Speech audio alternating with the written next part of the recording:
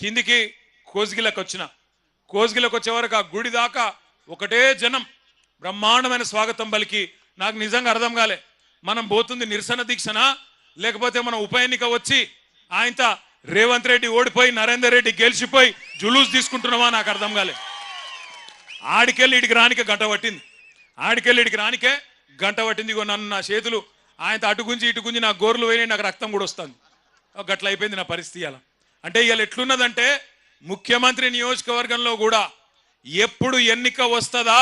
ఎప్పుడు కాంగ్రెస్ పార్టీని బొంద పెడదామా వీళ్ళ మోసాలకు బుద్ధి చెప్పుదామా నేను చెప్పేది కరెక్టేనా పక్కానా ఒక పని చేద్దాం మరి రేవంత్ రెడ్డి గారు నీకు ఒక బంపర్ ఆఫర్ ఇస్తున్నాం చలో నీకు ఒక బంపర్ ఆఫర్ నువ్వు అంటున్నావు కదా నేను కుల గణన చేసిన బీసీలందరూ సంతోషంగా ఉండరు నేను రైతు బంద్ వేసిన రైతులందరూ సంతోషంగా ఉండరు రైతు కూలీలకు పైసలు వేసిన వాళ్ళు సంతోషంగా ఉన్నారు అందరు ఇండ్లకు కాయిదాలు ఇచ్చిన పేదోళ్ళందరూ సంతోషంగా ఉన్నారు అంటున్నావు కదా దమ్ముంటే రేవంత్ రెడ్డి కొడంగల్ ఎమ్మెల్యే పదవికి రాజీనామా చేసి మళ్ళీ ఇక్కడికి రా ఎవరు గెలుస్తారో చూద్దాం నీకు మాటిస్తున్నాం మేము ఇంతమంది రాము నువ్వు భయపడకు మేము ఇంతమంది రాము ప్రచారంకు మా పట్నం నరేందర్ రెడ్డి నామినేషన్ వేసి ఇంట్లో కూర్చుంటాడు బయటికి కూడా రాడు మేము జిల్లా నాయకులం కొంతమందిని తిరుగుతాం గెలుచుడు కాదు నేను చెప్పేది 50,000కు ఒక్క ఓటు తక్కువ వచ్చినా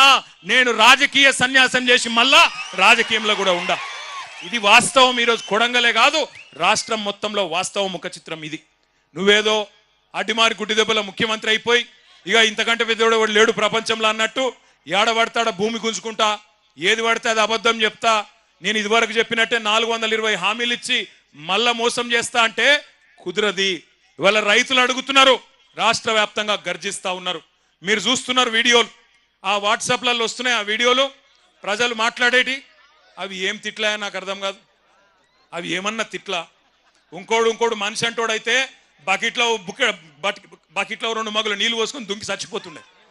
ఇక రేవంత్ రెడ్డి కాబట్టి ఇక నడుస్తుంది రేషం లేని బతుకు కాబట్టి నడుస్తుంది నేను అంటున్నా ఒక్కసారి ఆలోచన చేయండి అవి ఏం తిట్లు తెలుగు భాషలో గన్ని తిట్లుంటాయని కూడా తెలియదు నాకు రకరకాల తిట్లు తిడతాను భయం కూడా పడతలేడు ఎవడు ముఖ్యమంత్రి అన్న భయం లేదు ప్రభుత్వం అన్న భయం లేదు గొట్టం పెడితే చాలు ఇక చెడ తిట్టుడు అటు 7 తరాలు ఇటు 7 తరాలు తిడుతురు దయచేసి తిట్టకండి ఆయన ముఖ్యమంత్రి పదవి కన్నా గౌరవం ఇవ్వండి కానీ ఎన్నికల్లో మాత్రం ఈ మోసగానికి గట్టిగా బుద్ధి చెప్పండి కాంగ్రెస్ పార్టీకి గట్టిగా బుద్ధి చెప్పండి నేను ఎందుకంటున్నా అంటే